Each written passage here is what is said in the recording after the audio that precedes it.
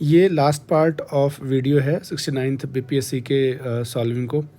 अब ये जो लास्ट 40-50 क्वेश्चंस हैं इसमें ये स्टैटिक पार्ट से आया हुआ है, जैसे पॉलिटी से और हिस्ट्री से। तो इसमें ज़्यादा कुछ खास ऐसा कुछ सोच नहीं पाएंगे। अगर आपको आता है तो ठीक है, मतलब इनफैक्ट आने चाहिए क्वेश्चंस, क्योंकि ये मोस्टली लक्ष्मीकांत और स्पेक्ट्रम से क्वेश्चंस हैं। तो देखते हैं कितना कुछ सोच पाते हैं इनमें। तो पहला क्वेश्चन है, ये क्वेश्चन है अबाउट द कॉलेजियम सिस्टम।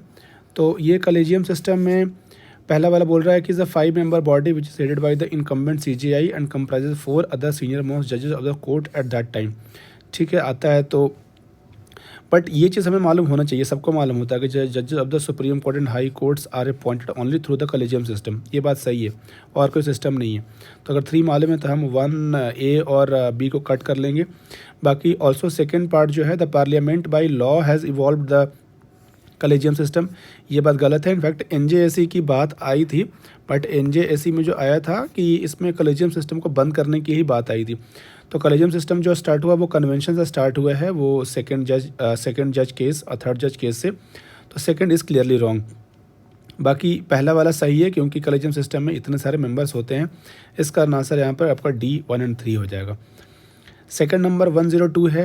अब दिस क्वेश्चन सोच कि आपको कितना सवाल को कितना अच्छे से पढ़ना पड़ेगा, कितना मतलब केयरफुली पढ़ना पड़ेगा, क्योंकि कह रहा है कि 42nd amendment to the Constitution of India. तो ये पहला लाइन तो ठीक है, it added 3 words to the preamble socialist, secular and integrity. ठीक है भाई, लेकिन जो सेकंड क्वेश्चन में कह रहा है कि इट एडेड 8 फंडामेंटल ड्यूटीज़। तो अगर यहाँ पर आप 8 अगर मिस कर देते हो ना, और केवल आप पढ़ते हो कि it added fundamental duties of the Constitution, तब ये चीज़ सही हो जाता। ठीक है, और अगर आपका मतलब जैसे ही आप यहाँ पर 8 देखोगे तो यहाँ पर आपको ये स्टेटमेंट गलत करना पड़ेगा, क्योंकि हमारे पास 10 फंडामेंटल ड्यूटीज़ हैं। और जैसे ही आप 10 को ये जो सेकंड स्टेटमेंट है उसको आप गलत करते हैं, मतलब पूछ रहा है इनकरेक्ट पूछ रहा है, ये पूछ इनकरेक्ट रहा है, तो यहाँ पर B और D तो कैंसिल हो जाएगा। और थर्ड वाले में कह रहा है कि it added new directive principles, कह रहा है 39A, 43A एंड 47। अब देखो, अगर आपने पढ़ा होगा तो आपको ये मालूम है कि केवल वही चीज़ें ऐड होती हैं अमेंडमेंट से जहाँ पर खास करके लेटर्स लगाते हैं A करके, मतलब ऐड करते हैं जनरली अगर अमेंडमेंट होता है। तो अगर सिंपल अगर 47 है तो मोस्ट लाइकली ये जो है ना, ये ओरिजिनल कॉन्स्टिट्यूशन में होगा और ना कि ये अमेंडमेंट से आएगा। ठीक है, और तो इस कारण यहाँ पर अगर आप ये बात देखते हो तो इसको भी आप कट कर लोगे। तो ये यहाँ पर थोड़ा सा इंटेलिजेंटली आप सोचोगे तो 3 भी गलत है, मतलब 2 एंड 3 आपका यहाँ पर आंसर हो जाएगा। 103 का में क्या है कि specifications required for community to be declared as scheduled tribe. तो जनरली आप शेड्यूल्ड ट्राइब को कहाँ देखते हैं, मतलब जनरली वो इंडिकेशंस ऑफ प्रिमिटिव ट्रेड्स होते हैं कि वो फॉरेस्ट डिपेंडेंट होते हैं, उनका कल्चर अलग होता है, शाइनेस होता है उनका कॉन्टैक्ट से, मतलब नॉर्मल जो मेनलैंड पीपल है उनसे वो ज़्यादा मिलना नहीं चाहते हैं। साथ में बैकवर्डनेस एंड जोग्राफिकल आइसोलेशन, जैसे कि वो फॉरेस्ट में जनरली वो डवेल करना चाहते हैं। ठीक है, तो इसका आंसर यहाँ पर आपका 103 का D हो जाएगा। 104 का कि फंडामेंटल राइट्स कहाँ से आया है, बहुत ही ईजी है, United states of America, USA constitution से आया है। अब ये अनटचेबिलिटी का आर्टिकल बहुत ही आसान है, ये कि आर्टिकल 17 में ये चीज़ मेंशन्ड है। अगला है कि authority to determine the number of जजेस in high court rest with which are the following entities. तो ये भी अपना है जो UPSC के पहले वाले क्वेश्चन से आया हुआ है कि कौन सा है जो कितने नंबर ऑफ जजेस इसको मालूम करता है। तो ये बेसिकली प्रेसिडेंट होता है। 5th शेड्यूल के बारे में पूछा हुआ है, ये शेड्यूल ट्राइब्स ही होता है। ठीक है, 6th शेड्यूल और 5th शेड्यूल खास करके आप अच्छे से पढ़ लेना। ये हर एक कैंडिडेट को मालूम होगा कि basic structure basically Golaknath case से ही आया था। अब 109 है, इसमें थोड़ा सा आप सोच सकते हो हल्का सा, कैसे, क्योंकि देखो communist party of India, Marxist और कम्युनिस्ट पार्टी ऑफ इंडिया, ये 2 पार्टी हैं जिनको हम नॉर्मली मॉडर्न हिस्ट्री में पढ़ते हैं। ठीक है, ये बहुजन समाज पार्टी और ऑल इंडिया तृणमूल कांग्रेस, इसके बारे में नहीं पढ़ते। मतलब मोस्ट लाइकली जो ये दोनों है ना, ये दोनों थोड़ा सा रिलेटिवली न्यूअर पार्टी है एज़ कम्पेयर टू ये communist party of India and ये जो मार्क्स पार्टी है। अब यहाँ पर जो ऑप्शन है, तो सबसे नए वाले में ना, मतलब कि देखा जाए तो सबसे नया वाला कौन है, 64 और 1925। तो मतलब बेसिकली A B का आंसर ना 1-3 होना चाहिए।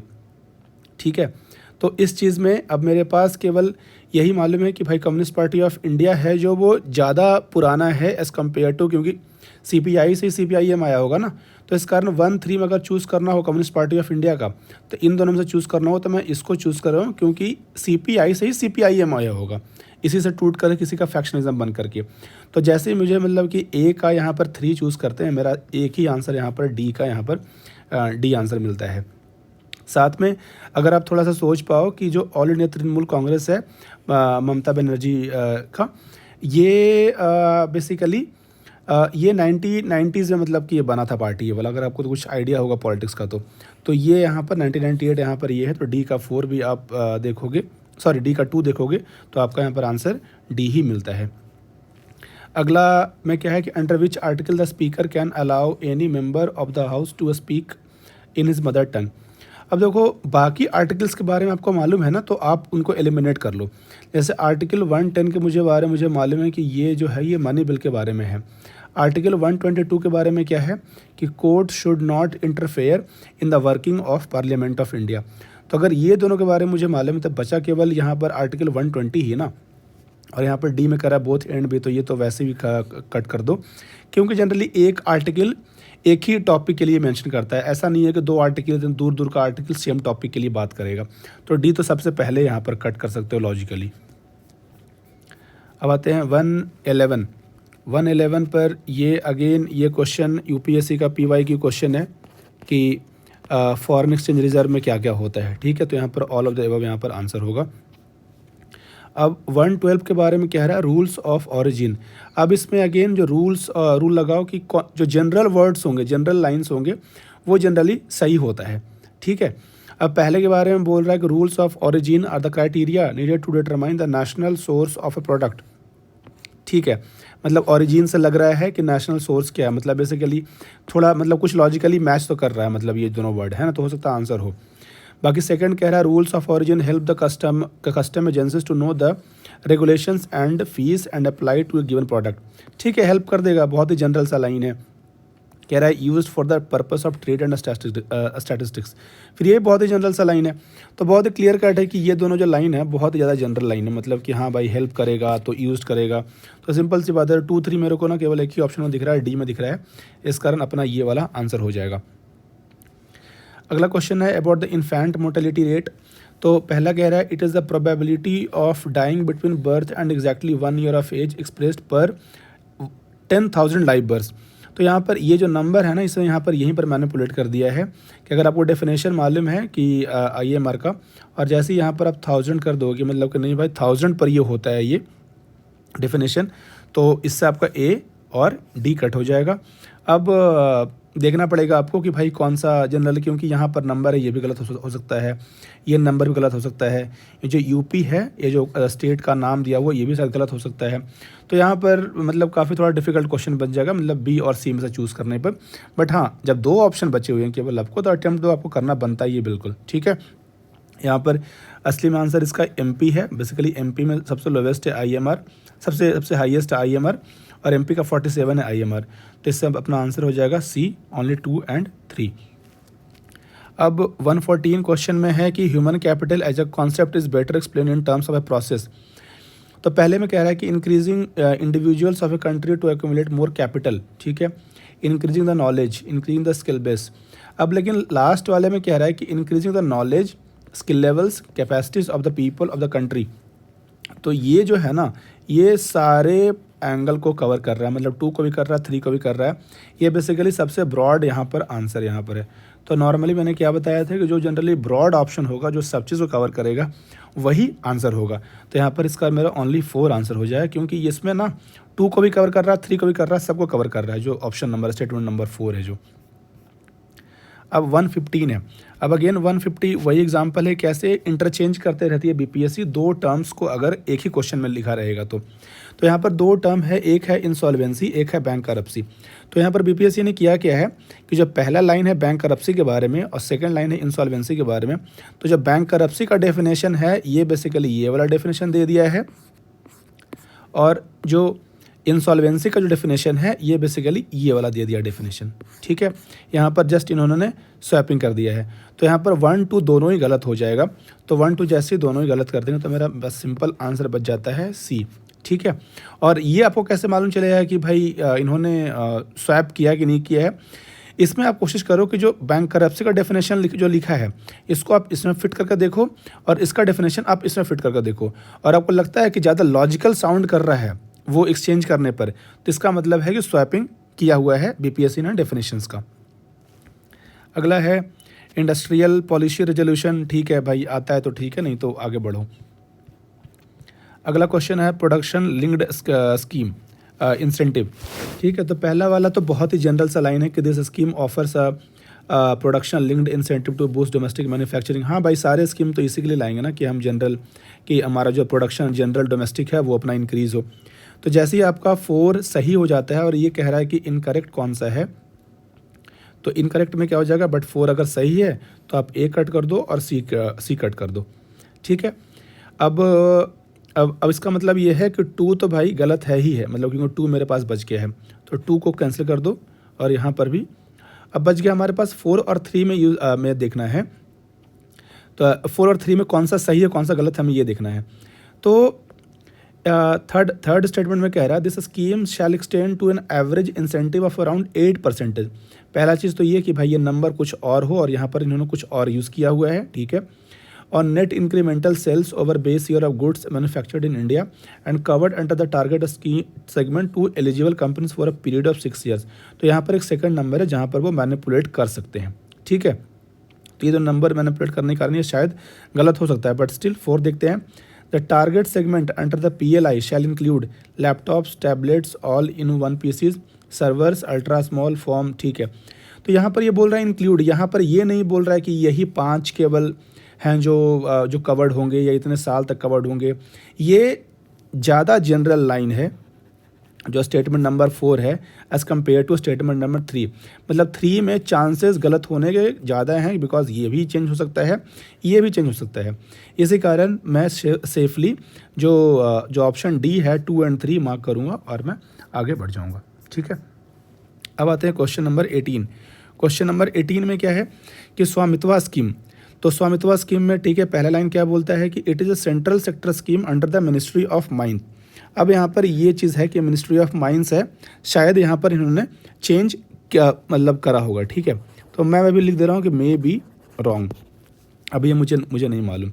आगे क्या है, this scheme seeks to create geo positioning infrastructure like CORS network to bench mark the location and provides 5 centimetre level accuracy, ठीक है। यहाँ पर आपका जो स्टार्टिंग के लाइंस हैं वो थोड़ी जेनरिक है, बट ये जो 5 सेंटीमीटर है ना, यहाँ पर फैक्ट होने के कारण हो सकता है ये वाला अपना स्टेटमेंट 2 गलत हो, बट अभी भी हमें नहीं मालूम है। आगे क्या है, CORS means cross origin resource sharing, ठीक है, ये भी मुझे नहीं मालूम, शायद गलत हो या सही हो। बट जो लास्ट लाइन है, this scheme is a reformative step towards establishment of clear ownership of property in rural inhabited areas by mapping land parcels using drone technology. तो ये लाइन जो है ना, ये लाइन बेसिकली जनरल लाइन है कि मतलब हाँ भाई ये वाला काम करता है। ये नॉर्मल जो बाकी स्टेटमेंट्स है ना उससे पढ़ के लग रहा है कि हाँ भाई ये काम हो रहा होगा, ठीक है। तो ये जनरल चीज़ ये लाइन है, इसका मतलब 4 तो ये पक्का सही है। अगर 4 पक्का सही है मतलब कि ए और डी आप कट कर दो, ठीक है। अब आपका बचता है कि मतलब इसका मतलब 3 तो यहाँ पर पक्का ही गलत हो गया, ठीक है, 3 पक्का गलत हो गया, तो मैंने 3 को मार्क कर दिया 1 ऐसे करके। अब हमारे पास बचता है कि भाई 1 और 2 में से चूज़ करना है कौन सा गलत है। अब यूपीएससी में जनरली नॉर्मली ऐसा चलता है कि मिनिस्ट्री का नाम वो गलत देते हैं, ठीक है, जो मिनिस्ट्री होता है। तो यहाँ पर असली में स्वामित्व स्कीम है जो मिनिस्ट्री ऑफ पंचायती राज चला रही है, ना कि मिनिस्ट्री ऑफ माइंस, ठीक है। तो इस कारण आपको यहाँ पर 1 को चूज़ करना हो कि 1 गलत है, ठीक है, और 2 सही होगा, और ऐसे हमारा आंसर बी हो जाता, ठीक है। तो अगेन ये सारी चीज़ें थोड़ा सा आपको प्रैक्टिस करोगे, प्रीवियस ईयर क्वेश्चंस देखोगे, तभी जाके मालूम चलेगा। थोड़ा सा वो होता है ना वो इंट्यूशन कि कौन सा स्टेटमेंट गलत हुआ कौन सा स्टेटमेंट सही होगा, वो जाकर के मालूम चलेगा आपको। अब आते हैं क्वेश्चन नंबर 119। अब ये देखो क्वेश्चन नंबर 119 ऐसा क्वेश्चन है जो आपको अगर नहीं भी मालूम है ना, फिर भी आप कोई ना कोई ऑप्शन आप कट कर सकते हैं, ठीक है। कैसे भाई, देखते हैं। कहता है कि कॉन्सिक्वेंसेज ऑफ इन्वोकिंग आर्टिकल 360। अब इसमें आप स्टेटमेंट नंबर 2 पढ़ो। स्टेटमेंट नंबर 2 कह रहा है मनी बिल्स और other financial bill passed by a state legislature are not required, ठीक है, नॉट को घेरा कर दो, to be reserved for the consideration of president, ठीक है, ये सेकंड स्टेटमेंट नंबर 2 है।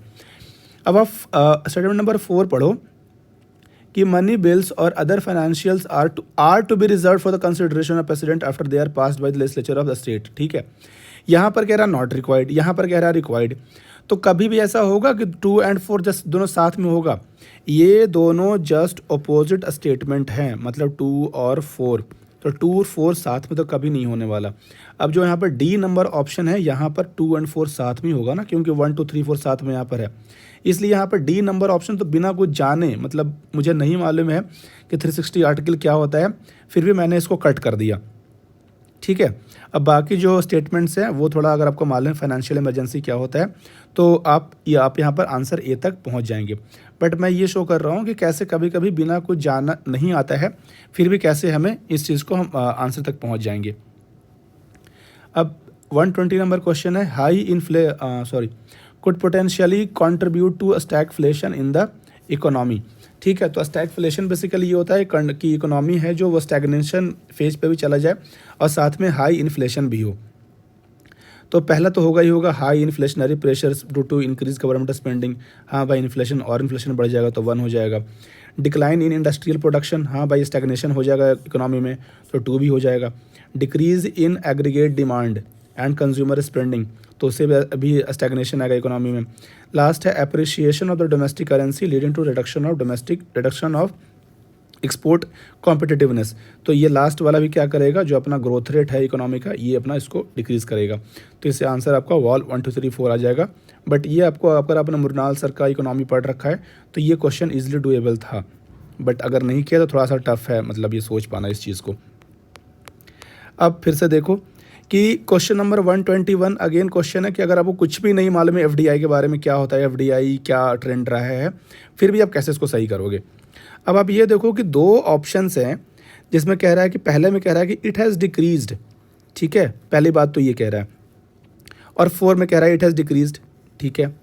लेकिन ये जो स्टेटमेंट नंबर 2 में कह रहा है इंक्रीज्ड और फिर ये 3 में कह रहा है इंक्रीज्ड, तो भाई एक ही चीज़ होगा ना, या तो इंक्रीज़ करेगा तो डिक्रीज़ करेगा, दोनों साथ में तो होने नहीं वाला। अब ए ऑप्शन में है ओनली 1 और 3, तो एक बार में डिक्रीज़ भी एक बार में इंक्रीज़ भी, ठीक है, पॉसिबल नहीं है, इसको कट कर दो। बी में क्या कह रहा है 2 और 4, 2 में इंक्रीज़ है 4 में डिक्रीज़ है, ये भी पॉसिबल नहीं है। फिर सी में क्या कर रहा है 1 2 3, तो अगेन डिक्रीज़ इंक्रीज़, ये तीनों डिक्रीज़ इंक्रीज़ एक बार तो होगा नहीं, इसको भी कट कर दो, ठीक है। लास्ट में मेरे पास केवल डी ही बच जाता है कि ओनली 4 कि it has decrease due to the weak global economic situation. तो अगेन ये ऐसा क्वेश्चन था जो हमें कुछ नहीं मालूम है फिर भी हम सही आंसर तक पहुंच सकते हैं। What is the current population of Bihar, ये क्वेश्चन शायद डिलीट हो गया था। अगला चलते हैं कि which are the following statements about non plan expenditure of the central government is correct. अब देखो एक रूल होता है rule of odd one out. आपको अगर नहीं भी मालूम है कि प्लान एक्सपेंडिचर क्या होता है, नॉन प्लान एक्सपेंडिचर क्या होता है, वैसे तो आपको मालूम होना चाहिए आइडियली कि जो प्लान एक्सपेंडिचर होता है ये बेसिकली डेवलपमेंटल टास्क के लिए होता है कि जैसे कुछ कैपिटल गुड्स बनाए हैं या फिर साइंस टेक्नोलॉजी में कुछ ऐसा रिसर्च एंड डेवलपमेंट हुआ है। और जो नॉन प्लान होता है ये बेसिकली सैलरीज जो स्टाफ्स को देते हैं उस पर चला गया है, या फिर सैलरीज या फिर लेट से जो इंटरेस्ट पेमेंट करते हैं जो हमने लोन ले रखा है, तो ठीक है। बट स्टिल यहाँ पर देखते हैं कि जो ए है ना ये कह रहा है इंटरेस्ट पेमेंट की बात कर रहा है, और जो सेकंड बी और सी कह रहा है ये साइंस टेक्नोलॉजी पर एक्सपेंडिचर और ये एग्रीकल्चर पर एक्सपेंडिचर। तो बी सी है ना ये थोड़ा ऐसा चीज़ है जो थोड़ा लॉन्ग लास्टिंग है बेसिकली, मतलब कि इसका जो असर है ना, मतलब कि जो दिखेगा सामने कि भाई एग्रीकल्चर पर हमने एक्सपेंडिचर किया है, कुछ मशीन्स मंगाई है, कुछ मंगाई है, लेकिन इंटरेस्ट पेमेंट में पैसा जा रहा है ना वो कहीं दिखेगा नहीं, वो बस चला गया पैसा, वो ख़त्म हो गया। इस कारण यहाँ पर ये है जो ये ऑड थोड़ा सा है, और इस कारण आंसर आपका यहाँ पर 123 का ए हो जाएगा। नाउ क्वेश्चन अबाउट 124 में कह रहा है कि not true about globalisation and its impact in India. तो पहले में कह रहा है इट है expanded trade in goods and services. सही बात है भाई, 1991 के बाद में एलपीजी रिफॉर्म्स के बाद में ट्रेड इंडिया का काफ़ी ज़्यादा इंक्रीज़ हुआ है। सेकंड है it has led to greater flow of foreign direct investment. ठीक है, ये भी सही है। एफडीआई इंक्रीज़ करा है 1991 के बाद से। सी है increase in exports is greater than the increase in imports. अगर एक्सपोर्ट्स का इंक्रीज़ ज़्यादा होता है एज़ कम्पेयर टू इम्पोर्ट्स में इंक्रीज़, तो अभी जो ट्रेड बैलेंस नेगेटिव में है वो तो फिर पॉसिबल ही नहीं होता। अभी तो ट्रेड बैलेंस फिर पॉजिटिव होना चाहिए था ना। इस कारण ये क्लियरली समझ जाएं कि ये वाला जो सी है यही गलत है, और यहाँ पर कह रहा है कि नॉट ट्रू, मतलब कि सी यहाँ पर आंसर हो गया। Now question number 125। Question number 125 में कह रहा है कि latest development in the union government finances. अब स्टेटमेंट नंबर 1 2 चलो पढ़ लिया, ठीक है, बट अगर आपने 3 अगर पढ़ा होगा ना, the revenue collection has increased over the नहीं, the revenue collection over the last year has gone down. अब थोड़ा सा आप इस चीज़ का एग्ज़ाम के बारे में सोचो कि ये एग्ज़ाम कब हुआ था, सितंबर 2023 में एग्ज़ाम हुआ था ये, मतलब पिछले 2 साल क्या हो गया, 2021 से 23। तो हमें मालूम है कि जो रेवेन्यू कलेक्शन है ना वो कोविड के टाइम में वो घटा था, और कोविड के टाइम में घटा था तो भाई ऑब्वियस सी बात है कोविड के बाद में वो इंक्रीज़ ही करने वाला है। तो इस कारण ये सबसे आसान तो ये कट करना है कि revenue collection has gone down, इसका मतलब ये पक्का इंक्रीज़ ही करा है, गॉन डाउन नहीं होगा ये। तो आपने जैसे 3 कट करा है तो 3 कट करते ही आपका आंसर यहाँ पर सी तो कट हो गया। अब यहाँ पर ए तो भाई क्लियरली यहाँ पर सही है कि physical deficit of the union government had reach 9.2% of GDP during the pandemic FY21, और फिर सेकंड में कह रहा है कि 7.7% ऑफ जीडीपी इन FY22। अब ये आपको अगर आपको मालूम है स्टेटमेंट नंबर 2 तो आप ए और बी में से एक को ही चूज़ कर सकते हैं, but the important thing is कि हम 50% तक चॉइस में पहुँच चुके हैं यहाँ पर। नाउ क्वेश्चन नंबर 126 में कह रहा है कि reason for the failure of revolt of 1857। तो ये सारे रीज़न होंगे ना, मतलब थोड़ा थोड़ा तो कंट्रीब्यूट सब ने किया ही होगा रीज़न में, कि military superiority of the British, हाँ भाई ठीक है। Rebels did not have a unified programme and ideology, हाँ ये भी ठीक है। There was lack of support, हाँ भाई ये भी ठीक है।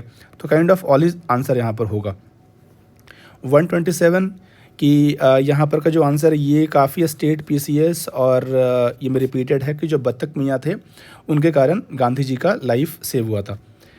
128 बकस्त मूवमेंट, स्वामी सच्चिदानंद सरस्वती, ये बहुत बार रिपीटेड सवाल है कि भाई इन पर क्वेश्चन आते रहता है हमेशा। 129 बहुत ही इजी क्वेश्चन है कि भाई होम रूल मूवमेंट 1916 में था, सूरत स्प्लिट 1907 में था, खेड़ा सत्याग्रह 1917 में था, और जो मॉर्लेमेंटो रिफॉर्म्स था ये 1909 में था। तो ईजिली आपका आंसर यहाँ पर से बी हो जाएगा। 130 में क्या है कि Albert lord Lytton is not associated with which of the following. अब जो जनरल मतलब इम्पॉर्टेंट जो वाइस राय या फिर जो गवर्नर जनरल हैं उनके टाइमलाइन या टेन्योर आपको याद होने चाहिए, ठीक है। तो लॉर्ड लिटन हमें मालूम है कि 1876 टू 1880 थे, और जो रिपन था वो बेसिकली 1880 टू 1884 था, और एल्बर्ट बिल है 1883 में आया था। और ये क्वेश्चन पहले यूपीएससी के प्रीवियस ईयर में आया हुआ है कि एल्बर्ट बिल बेसिकली होता क्या है। तो एल्बर्ट बिल जब 1883 में हुआ था और इस टाइम क्या तो कौन था, रिपन था। तो ये आपका आंसर नहीं होगा, मतलब डी नॉट वाला आंसर होगा। लास्ट वाला 131 में क्या है कि battle of Buxar, treaty of Allahabad, easy सवाल है, इसमें कुछ करना नहीं है। Dutch east India company Patna में कब इस्टेब्लिश हुआ था, तो ये 1632, ये फैक्चुअल सवाल है, आएगा तो ठीक है। अगला सवाल है कि in which of the following movements did the Mahatma Gandhi make the first use of the hunger strike as a weapon. तो ये अहमदाबाद वाले सत्याग्रह में इन्होंने हंगर का पहला टूल था, और जो चंपारण वाला था इसमें इन्होंने कौन सा टूल यूज़ किया था, सिविल डिसओबीडियंस मूवमेंट का जो पहला टूल था। 134 में है कि क्विट इंडिया मूवमेंट 1942 में कौन सा बिहार लीडर हैं जिनको बिहार केसरी बोला जाता है, तो ये श्री कृष्णा सिंह हैं। ये भी काफ़ी बार सवाल रिपीटेड है कि बिहार केसरी किसको कहते हैं, ठीक है। 135 क्वेश्चन है कि चंपारण, तो वैसे भी सारे स्टेट पीसीएस का यूपीएससी का काफ़ी ज़्यादा फेवरेट टॉपिक है, तो ये इजी क्वेश्चन है कि instituted the Champaran agrarian committee. Last में है 136 में, तो ये भी चीज़ मतलब इसमें अगर एक भी अगर आपको मालूम है ना कि सर्वेंट्स ऑफ इंडिया सोसाइटी, तो ये गोपाल कृष्ण गोखले ने इसको फाइंड किया था। तो आपको एक अगर 2 मालूम है तो आप सी और डी तो आप हटा ही सकते हैं, ठीक है। बाकी आत्मीय सभा है जो आत्मीय सभा, ये राजा राम मोहन राय ने किया था। तो थोड़ा सा मतलब ये वाला फैक्चुअल सवाल है, बट स्टिल अगर एक भी मालूम है तो कुछ ऑप्शंस तो आप कट कर सकते हैं, और बाकी इसका आंसर ए हो जाएगा। तत्वबोधिनी सभा है जो देवेंद्रनाथ टैगोर ने किया था। 137 का क्वेश्चन है। अब इसमें कह रहा है कि Amabai a women freedom fighter belong to which of the following states of India. अब ये सोचो कि जो नाम होता है ना अमाबाई, ये जनरली महाराष्ट्र के विमेन का ऐसा नाम होता है, ठीक है। अब यहाँ पर महाराष्ट्र ऑप्शन नहीं है, तो मोस्ट लाइकली जो महाराष्ट्र के जो बॉर्डरिंग स्टेट्स होंगे वही मोस्ट लाइकली आंसर होगा। अब केरला बॉर्डरिंग है नहीं, आंध्रा बॉर्डरिंग है नहीं, तो कर्नाटक और एमपी ही केवल बच जाता है जो कि पोटेंशियल आंसर हो सकता है, ठीक है।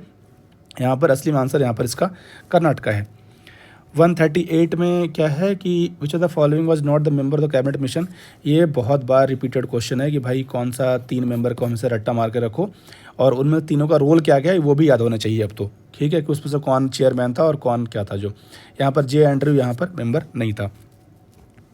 लास्ट क्वेश्चन 139 नंबर क्वेश्चन है कि National Congress was founded on the basis of the safety valve theory to protect the British government from the threats. अब ये स्टेटमेंट से दिख रहा है हमें साफ साफ कि ये आईएनसी का क्रिटिसिज्म हो रहा है काइंड ऑफ, ठीक है, आईएनसी का क्रिटिसिज्म हो रहा है। तो ये ऐसा लाइन ऑब्वियस सी बात है कि जो एक्सट्रीमिस्ट वाले होंगे ना, जो था ना अपना मॉडरेट्स और एक्सट्रीमिस्ट, तो इसमें जो एक्सट्रीमिस्ट वाले होंगे वही मोस्ट लाइकली ऐसा लाइन बोलेंगे, ठीक है। तो यहाँ पर से ये तो कट जाएगा। तो यहाँ पर लाला लाजपत राय और बिपिन चंद्र पाल ही ऐसे लोग थे जो एक्सट्रीमिस्ट वाले ग्रुप में बिलोंग करते थे। अब यहाँ पर बी और सी में से एक ऑप्शन आप चूज़ कर सकते हैं। यहाँ पर असली आंसर है हमको 139 का बी है। 140 में क्या है कि National Congress session the resolution related to the fundamental rights were pass for the first time.